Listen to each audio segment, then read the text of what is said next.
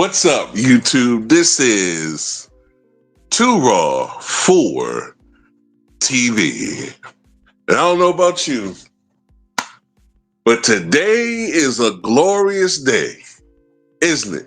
Just something just feels different about this day.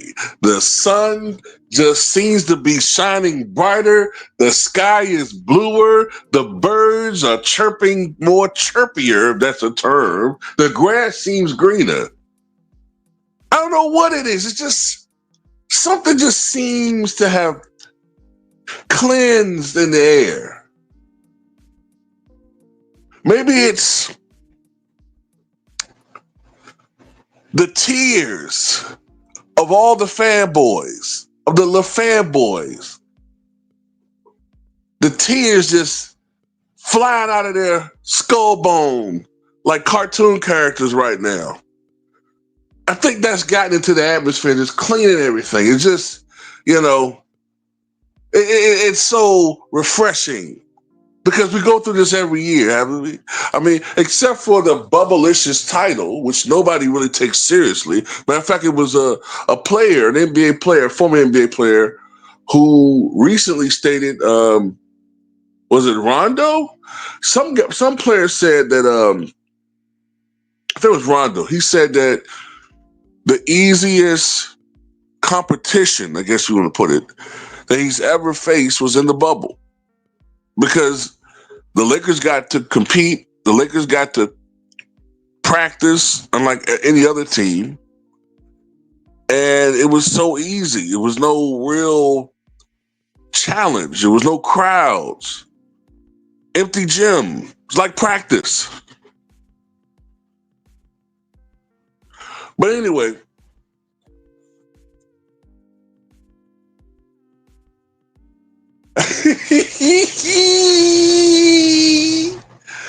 last night, as we said it would happen, the Los Angeles Lakers failed 103-96 against the Timberwolves. The Timberwolves won 4-1. This was a series that the odds makers had the Lakers being the overwhelming favorites to win this series. LeBron James, as we all know, teamed up with Luka Doncic in what's been hyped as the biggest trade in NBA history, right?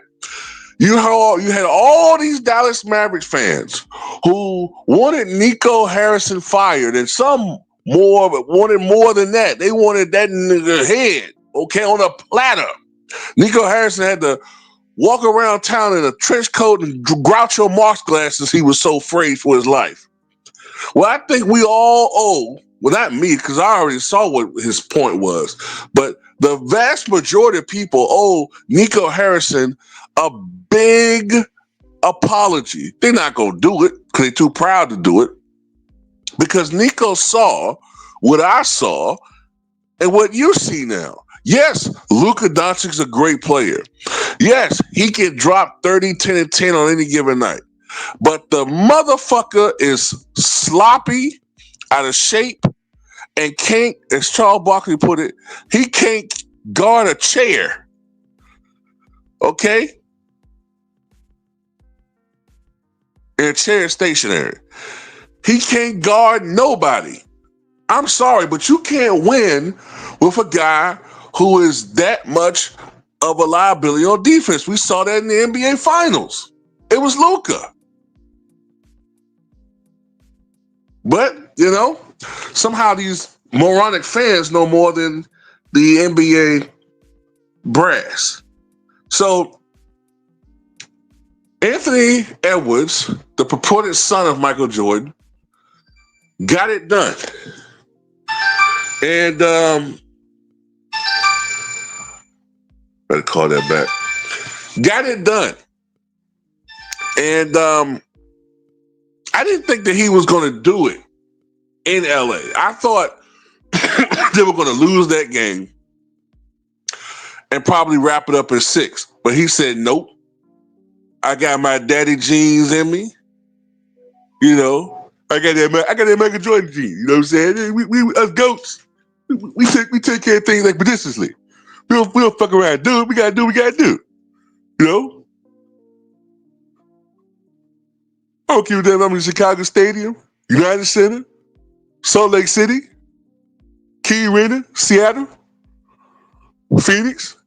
Gotta do what you gotta do. Go's gotta go. That's my boy right there. That's my new son right there.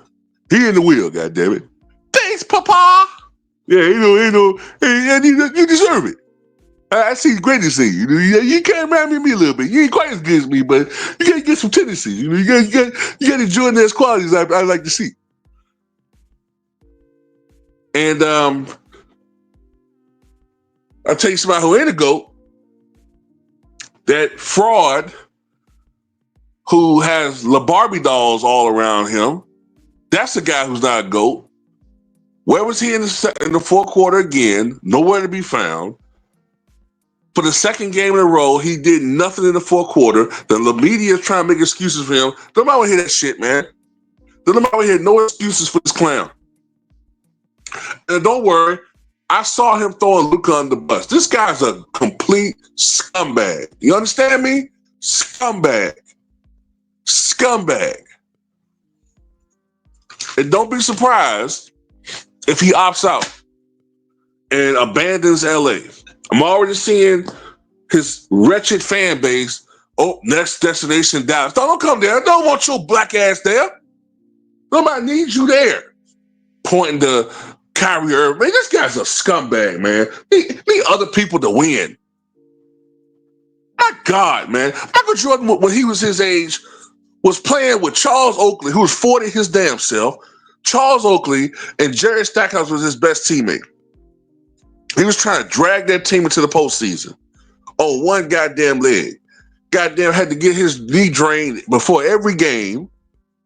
Real injuries, not fake made up, middle foot tenderness, lower oblique soft tissue achiness and all this bullshit. Michael Jordan's knee was as big as goddamn the Charlie Brown's Great Pumpkin. Had to get that sucker drained, a goddamn black fluid looked like goddamn venom, symbiote and shit. You know what I'm saying? We need to win, Michael. Win for the Wizards. Hey, I got you. We can do this, Michael. We need to bite off pat you on the head. Yeah, we gotta do that. I can just dunk on him. But, you know what I'm saying? 37 minutes a night. Playing on both ends of the floor. Oh, he only put up 25 and 4. Yeah, and the league was only averaging 93 points a game, you nitwit. You push that in today's era, he's averaging 27, 7 and 6, or 27, 7 and 7. Why he's playing defense?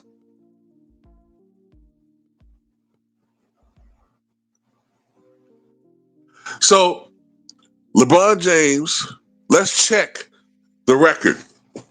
First year, misses the playoffs. Second year, Bubblicious asterisk title. Third year, loses in the first round as defending champions, one of the few times that's ever happened. Next year, 2022, misses playoffs. 2023, loses the conference finals. Swept, actually.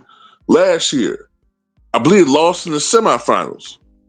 This year, one better, loses in the first round. As a matter of fact, now that I think about it, right?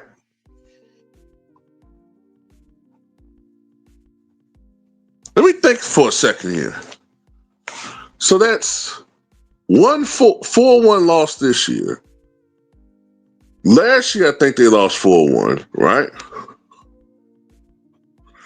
Year before that, they got swept. So that means LeBron James, maybe my math ain't mathing correctly, but the last 3 years, LeBron James only won in the last round. I'm talking about in the last round, like the round that his team got swept out or eliminated. Cumulatively 2-12.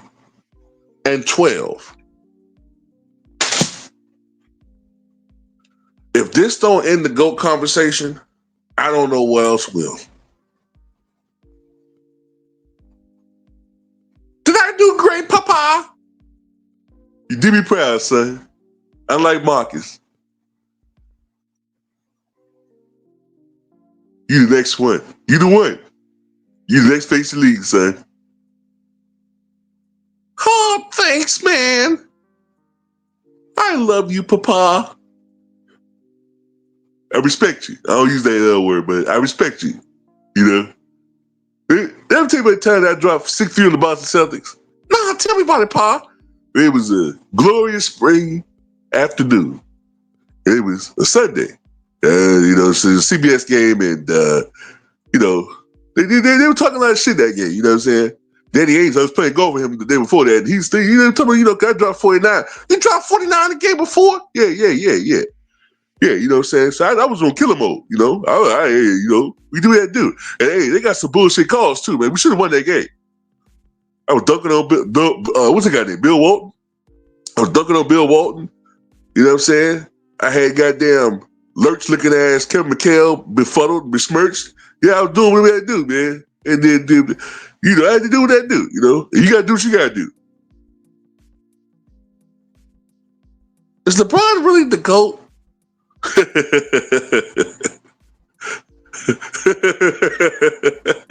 I had to say to make you laugh, Pop. But I sure wish your Uncle Cole was here. He get a good laugh in. How does it feel, LeBron fans? Huh? How does it feel to see LeBron fail again, and again, and again, and again? Ghosts don't go down 3-1 that many times, my boy. He failed. He failed. He failed.